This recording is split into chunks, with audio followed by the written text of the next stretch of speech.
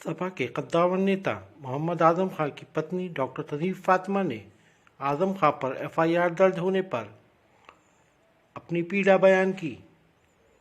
उन्होंने कहा कि पुलिस और अधिकारियों ने ये फैशन बना लिया है कि वो आजम खां के खिलाफ एफआईआर लिखते रहें। इसके साथ ही उन्होंने कहा कि जहां तक महिला के उत्पीड़न की बात है तो मैं भी एक महिला हूं और हायर एजुकेशन में होने के बाद मैं अपने बेटे का जन्म प्रमाण पत्र का सर्टिफिकेट को सही साबित नहीं कर सकी।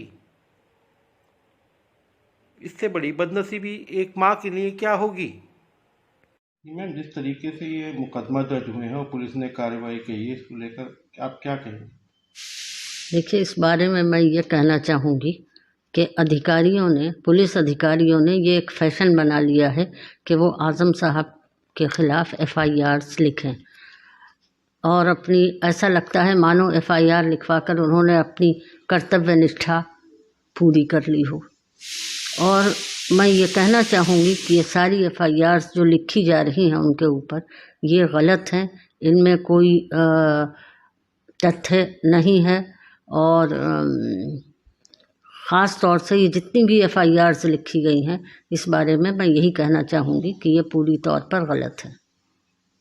एफआईआर में जिस चीज़ का ख़ास तौर से ज़िक्र है, तो उसमें उन्होंने आज़म साहब ने खुद अपने आप को ही कहा है कि अगर मैं इतना जालिम होता तो बच्चा होने से पहले माँ से बच्चा पूछता कि मुझे दुनिया में आना है या नहीं आना है।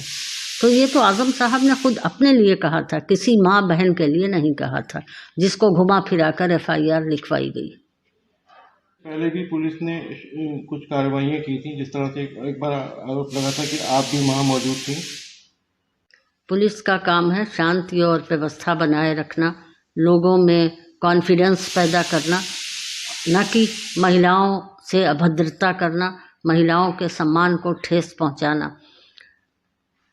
पूरे रामपुर से तो ये शिकायतें मिल ही रही हैं कि पुलिस महिलाओं के साथ अभद्रता कर रही है, लोगों के दरवाजे तोड़ रही है, दरवाजे तोड़कर घरों में घुस रही है। लेकिन अभी तक मुझे ज़ाती तौर पर इस जुल्म का पुलिस कोई अब तजुर्बा नहीं था, जबकि इसका शिकार मैं खुद हुई हूँ। मेरे घर के करीब ही आज़म साहब की बहन का घर है, मैं वहाँ गई थी मिलने के लिए। इत्तला मिली कि मेरी एक और रिश्तेदार हैं, वो बीमार हैं। मैं उनके यहाँ देखने चली गई, जिनका घर बिल्कुल करीब में ही था। मुझे पहुँचे हुए कोई 2 ही 3 मिनट हुए होंगे कि तकरीबन 200-300 पुलिस वाले वहाँ आए और उनका फाटक इतनी ज़ोर ज़ोर से धड़धड़ाया कि हम लोग घबरा गए कि क्या बात है। उनकी जो बेटी थी वो गई देखने, तो उसने दरवाजे नहीं खोले। उसके बाद पुलिस वालों ने पूरे दरवाजे तोड़ दिए, यानी कि लोहे का फाटक कब तक कि उसे ठोकरें मारी होंगी, कैसे तोड़ा होगा ये तो मैं नहीं जानती। और वो अंदर आ गए। अंदर आने के बाद उन्होंने जो महिलाएं वहाँ बैठी थी, जो बीमार महिला थी, उनकी बेटी, बहू, यहाँ तक कि मैं भी थी उसमें, मैं अंदर कमरे में बैठी हुई थी, बहुत अभद्रता की। और उसके बाद मुझसे कहा कि आगे इंस्पेक्टर साहब से बात कीजिए। तो मैंने जब इंस्पेक्टर साहब से बात की तो मैंने उनसे बहुत ही शालीनता से पूछा, आप कैसे आए हैं। उन्होंने मुझसे बेहद अभद्र भाषा में जवाब दिया कि अब आप मुझसे ये पूछेंगी कि मैं क्यों आया हूँ। मैंने कहा, जाहिर है आपने दरवाज़ा तोड़ा है, आप अंदर घुसकर आए हैं। और मेरे ख्याल से वो शायद इंस्पेक्टर गंज थे। तो उन्होंने कहा कि हाँ, मैं आया हूँ यहाँ, मुझे इत्तला मिली है कि यहाँ कोई मीटिंग हो रही है। तो मैंने कहा, यहाँ मीटिंग कैसे हो सकती है, हम लोग कुल 4 लोग हैं, एक ये बीमार महिला जो कि पलंग पर पड़ी हुई हैं और 3 उनकी बेटी है, उनकी बहू है, मैं हूँ, तो हम 3 लोग मीटिंग कैसे कर सकते हैं। तो जितनी अभद्रता उनसे हो सकती है उन्होंने की। और फिर मुझसे ये कहा गया कि आप जाइए अपने घर में बैठिए, इधर उधर मत घूमिए, रोड्स पे मत घूमती नज़र आइए और 5 तारीख तक अपने घर में रहिए। मुझे ये चेतावनी दी गई।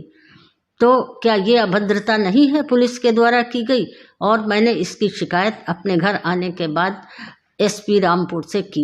मौखिक रूप से उन्होंने मुझे ये आश्वासन दिया था कि मैं देखता हूँ। और मेरा उनसे अभी ये अनुरोध है कि अगर वो उस इंस्पेक्टर को दोषी पाते हैं तो उनके विरुद्ध मेरी तरफ से एफआईआर लिखी जाए। और अगर आप मेरी तरफ से एफआईआर नहीं लिखते हैं तो फिर पुलिस को भी आजम साहब के खिलाफ गलत झूठी FIRs करने का कोई अधिकार नहीं है।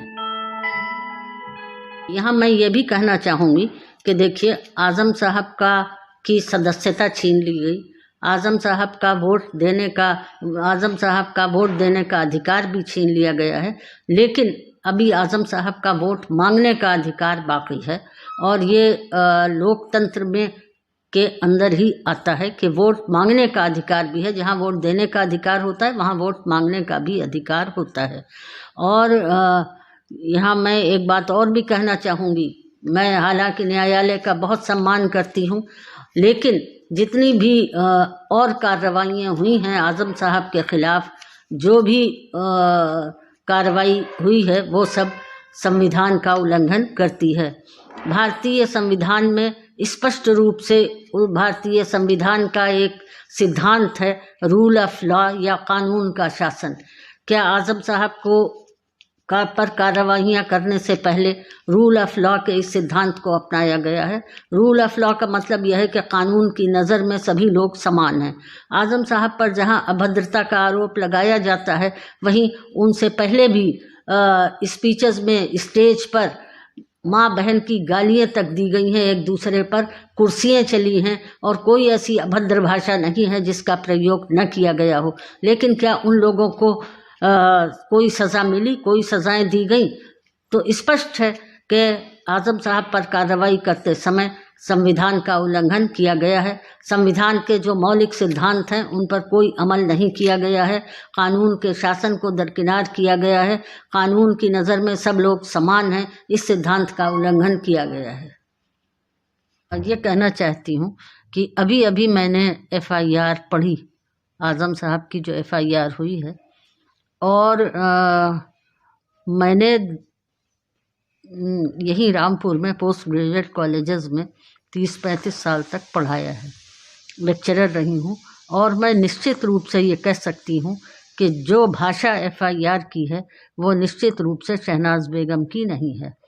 ये भाषा थाने में ही लिखवाई गई है, इसकी जो भाषा है वो शहनाज बेगम की हो ही नहीं सकती है। इससे पहले भी बहुत सी FIRs में लोगों ने ये बताया था कि हमसे तो सादे कागज़ पर सिग्नेचर करवा लिए गए और उसके ऊपर जो दिल चाहा वो थाने में लिख दिया गया। इसलिए मैं ये कह रही हूँ कि ये भाषा जो है ये शहनाज बेगम की नहीं है। कौन है शहनाज बेगम? जिन शहनाज बेगम ने FIR की है आजम खान साहब की। किस बात को लेकर की? स्त्रियों के अपमान पर, महिलाओं के अपमान पर। ये तो शायद ये जानती भी नहीं होंगी कि अपमान शब्द का मतलब क्या है। यहाँ तक महिलाओं के सम्मान और महिलाओं के अपमान को लेकर इतनी सारी FIR लिखवाई जा रही हैं और इतना ज़्यादा लोगों को कॉन्शियस किया जा रहा है कि ये महिलाओं का अपमान होता है। मुझसे ज़्यादा इसका भुक्तभोगी कौन है? एक माँ ही बता सकती है कि बच्चे का जन्म कब हुआ है। और मैं पोस्ट ग्रेजुएट कॉलेज में भी मैंने पढ़ाया है, गर्ल्स डिग्री कॉलेज में भी मैंने पढ़ाया है। मेरे पास सारे सरकारी रिकॉर्ड्स में सबूत मौजूद हैं कि मेरे बेटे अब्दुल्ला का जन्म कब हुआ है। मैंने हाई कोर्ट में भी ये बयान दिया है कि मेरे बेटे अब्दुल्ला का जन्म 30 सितंबर 1990 को हुआ है। लेकिन बावजूद तमाम प्रमाण पत्रों के, तमाम सबूतों के, शायद मुझे कहीं दर दर भटकने के बाद भी इंसाफ नहीं मिल सका है और मैं सच को सच साबित करने में नाकाम रही हूँ या सच को सच साबित होने नहीं दिया गया है।